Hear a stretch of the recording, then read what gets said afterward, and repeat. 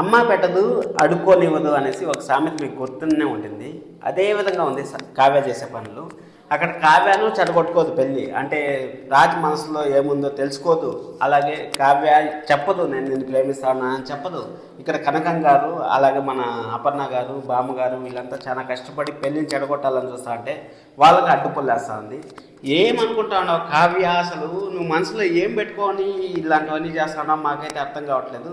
ఇక్కడ పెళ్ళి ఆగిపోవాలని ఒక ఇంటెన్షన్ తప్ప రాజుకి మెమొరీ గుర్తు రావాలనే ఇంటెన్షనే లేదు. 100% మనకు పెళ్ళి ఆగిపోయే ఛాన్స్ ఉందే కానీ రాజుకి మెమొరీ గుర్తొచ్చి మళ్ళీ కలుస్తారనేది మాత్రం మనం మర్చిపోవాలి. ఇది గుర్తుపెట్టుకోండి.